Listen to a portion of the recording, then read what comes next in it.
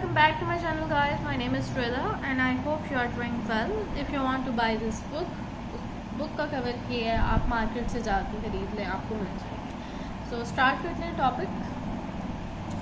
आज का टॉपिक है स्ट्रेस.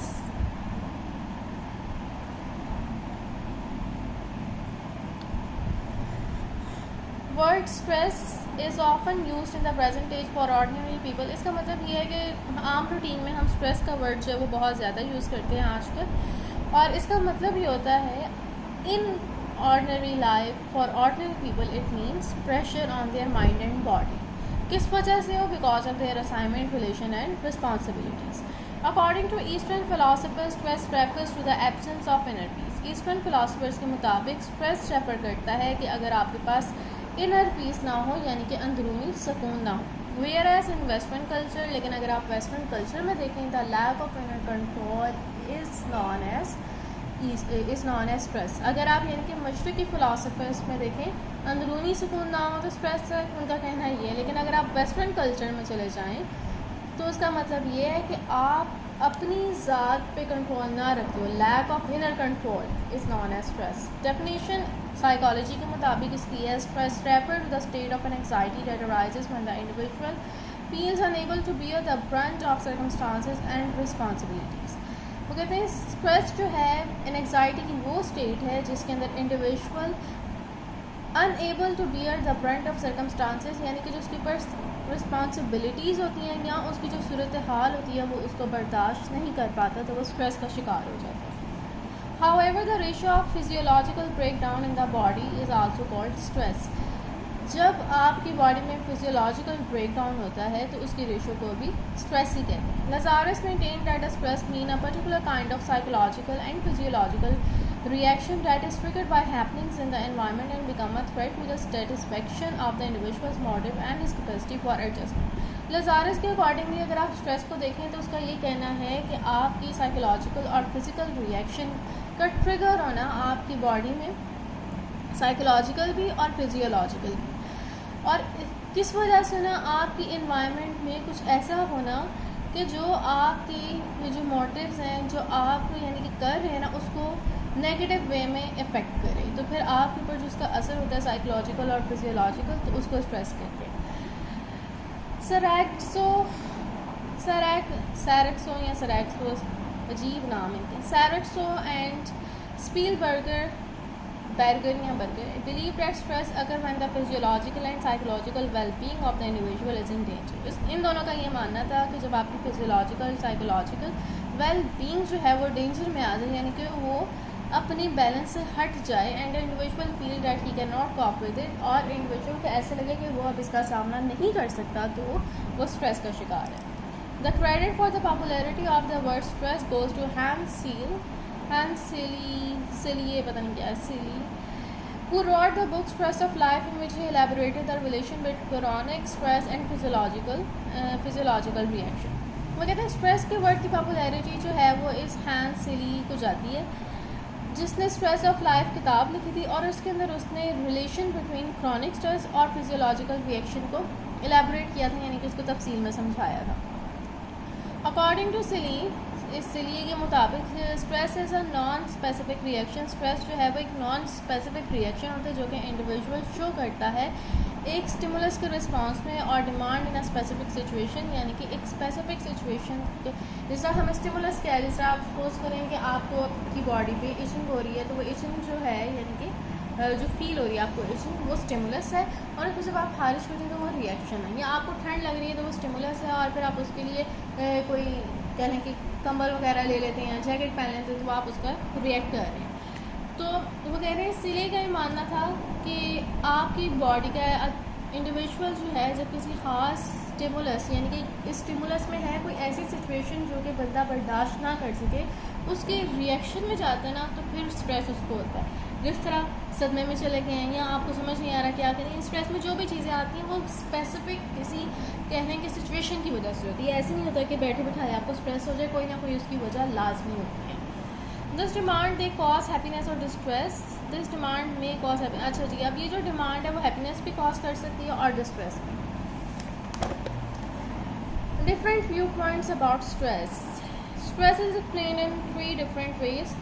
व्यू पॉइंट्स अब डिफरेंट बता रहे हैं कि उसको 3 वेज में यानी कि डिस्क्राइब किया गया है। According to one point of view, एक पॉइंट ऑफ व्यू के मुताबिक स्ट्रेस जो है वो रिएक्शन है। The early research scholar of stress Seeley defines stress as the non-specific reaction shown by the organism to the demand made on it। वही ऊपर वाली बात कि सीले के मुताबिक ये है कि ये एक रिएक्शन है, एक नॉन स्पेसिफिक रिएक्शन है जो कि एक स्टिमुलस की एक डिमांड की यानी एक स्टिमुलस या डिमांड की रिएक्शन में होता है। Selye use a term non specific reaction, उसने टर्म जो है वो नॉन स्पेसिफिक रिएक्शन यूज़ किया because individual sometime displace the same stress to different stressful event, क्योंकि डिफरेंट स्ट्रेसफुल इवेंट्स में बंदा सेम स्ट्रेस यानी कि सेम स्ट्रेस रिएक्शन ही शो कर रहा होता है and sometime shows different stress reaction to the same stressful situation. और बाज़ का तीसरा होता है कि सिचुएशन सेम है लेकिन वो उसकी रिएक्शन जो है वो डिफरेंट है।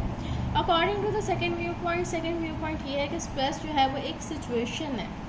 They believe stress to be a stimulus that come to be associated with some event or disaster and trigger a strong reaction। उनका ये मानना है कि स्ट्रेस एक स्टिमुलस है जो कि एसोसिएट यानी कि उसको जोड़ा जा सकता है किसी इवेंट या डिज़ास्टर के साथ, और ये जो है वो बंदे में एक स्ट्रॉन्ग रिएक्शन को ट्रिगर करता है। एक पहला व्यू पॉइंट ये है कि ये एक रिएक्शन है डिमांड के नतीजे में। फिर उसके बाद सीले का मानना है कि ये एक नॉन स्पेसिफिक रिएक्शन है, यानी कि ऐसा रिएक्शन है कि बाज़ का तीसरा होता है कि डिफरेंट सिचुएशन में भी बंदा सेम रिएक्ट कर रहा होता है, बाज़ का तीसरा होता है सेम सिचुएशन होती है लेकिन रिएक्शन सेम होता है। अब एक और यानी कि सेकंड व्यू पॉइंट, ये पहला ही व्यू पॉइंट चल रहा था, अब सेकंड व्यू पॉइंट ये है कि एक सिचुएशन है, एक सूरत हाल है जिसमें बिलीव किया जाता है स्ट्रेस एक स्टिमुलस है जो कि एसोसिएट किया जाता है किसी इवेंट के साथ।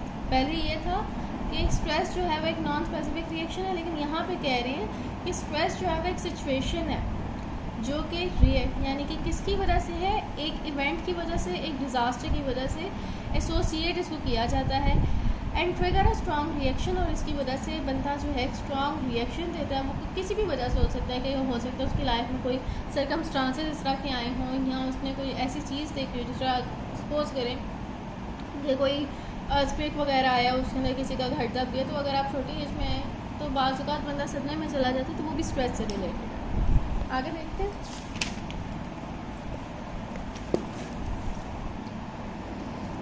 Bitter event of life 1।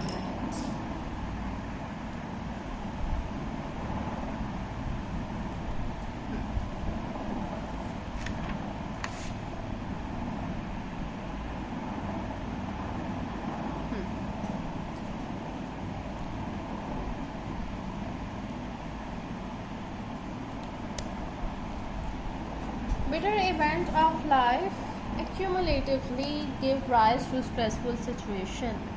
आपकी लाइफ के बिटर इवेंट्स यानी कि ऐसे इवेंट्स जो कि आपकी लाइफ में अच्छे ना हों, जो कि गमज़दा हों या आपको बहुत ज़्यादा कहने के नेगेटिव वे की तरफ लेके जाते हो, eventually give rise to stressful situation. ऐसे इवेंट्स जो हैं वो स्ट्रेसफुल सिचुएशन की वजह बनते हैं, like loss of job, divorce या फिर लाइफ पार्टनर की डेथ या फिर आपकी प्रोलॉन्ग फिजिकल एलिमेंट यानी कि लंबी चलती हुई बीमारी। According to the third view point stress is neither a stimulus nor a reaction.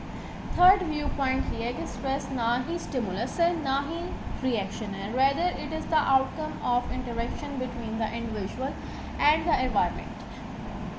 जबकि क्या कहने के बरक्स इसके क्या है, आउटकम है interaction between the individual and the environment. ये इंडिविजुअल और एनवायरनमेंट की इंटरेक्शन का आउटकम है।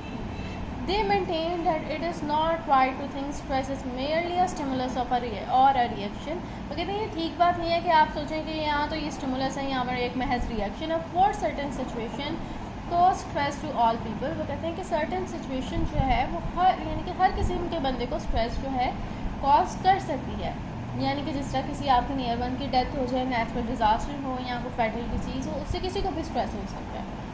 Certain situations are less traumatic, लेकिन कुछ सिचुएशंस ऐसी हैं जो कि लेस ट्रॉमेटिक है, यानी कि इतनी ज़्यादा खौफजदा या भयानक नहीं है। जिस तरह आप ट्रैफिक जैम में फंस जाएं, या फिर आपकी दोस्त से लड़ाई हो जाए, या फिर आपको कोई एग्ज़ाम रिलेटेड प्रॉब्लम हो, etcetera etcetera. However some people find such situation stressful and some do not at all. वो कहते हैं लेकिन कुछ पीपल ऐसे होते हैं जो कि इन चीज़ों को भी स्ट्रेसफुल फील करते हैं बहुत ज़्यादा।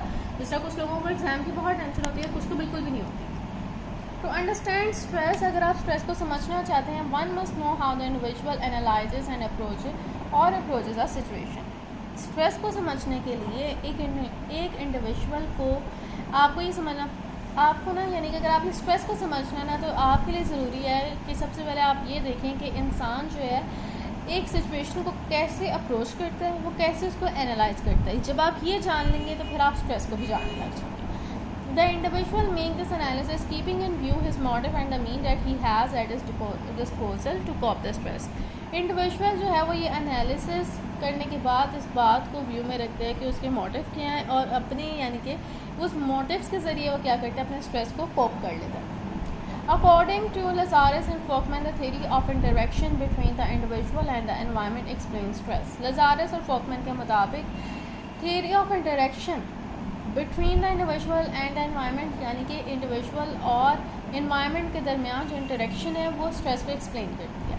The individual find such situation stressful as pose threat to his resources and welfare. Individual ऐसी सिचुएशन को स्ट्रेसफुल मानता है जो कि उसके वेलफेयर और उसके रिसोर्सेज के लिए थ्रेट हो। The technique to tackle problems, moral courage, social cooperation and material means are called the individuals resources. वो टेक्निक जिसके ज़रिए आप अपनी प्रॉब्लम को टैकल करते हैं, मोरल करेज, आपकी सोशल कोऑपरेशन, और वो मटेरियल जो कि आप कहने कि आपके लिए मायने रखते हैं, वो आपकी इंडिविजुअल यानी कि आपके रिसोर्सेज हैं। Lazarus and Folkman opines that the situation the individual feels to be stressful include 3 decisions. Lazarus और फॉकमैन का यह मानना है कि इंडिविजुअल जो स्ट्रेसफुल फील करता है उसके 3 डिसीजंस होते हैं। इंडिविजुअल जो है उसने यानी कि सफ़र किया, ऑलरेडी सफ़र सम लॉस, यानी कि उसको कोई यानी कि भारी नुकसान हो गया या उसको कोई हार्म कर गया। Individual considers the situation a challenge, या इंडिविजुअल ने किसी सिचुएशन को एक चैलेंज के तौर पे यानी कि फील कर लिया। आगे यहाँ पे बस एग्जांपल है basic and mechanism of stress. ये देखते हैं mechanism of stress. In the mechanism of stress के मैकेनिज़्म में it is explained that the physiological and psychological aspect of stress are and what effect stress produces. mechanism of stress में आप examine करते हैं कि फिजियोलॉजिकल और psychological aspect stress के, और वो कौन से यानी कि कौन सी चीज़ें हैं जो आपके स्ट्रेस को अफेक्ट कर रही हैं। फिर आगे फिजियोलॉजिकल है। अच्छा जी, यहाँ पे ये जो है वो बहुत लंबा हो जाएगा। फिजियोलॉजिकल में आपको पूरा ब्रेन ले आएंगे, फिर उसके बाद ये सारा है। सो स्ट्रेस को सिर्फ अभी तक मैं यहाँ पे ही रख रही हूँ। अगर आप लोगों ने फ़िज़िकल इफेक्ट समझना है तो आप लोग जो है ना कमेंट में डाल दीजिएगा कि हमें फ़िज़िकल भी समझा दें, तो फिर मैं वीडियो डाल दूँ, कि वरना फिर मैं नेक्स्ट टॉपिक पर चली जाऊँगी। सो आई होप गाइस कि आप लोगों को ये वाला टॉपिक जो है वो समझ आ गया होगा, स्ट्रेस है क्या। और अगर समझ आया तो अपने क्लासमेट्स के साथ भी शेयर करें एंड सब्सक्राइब में जाना। अल्लाह हाफिज़।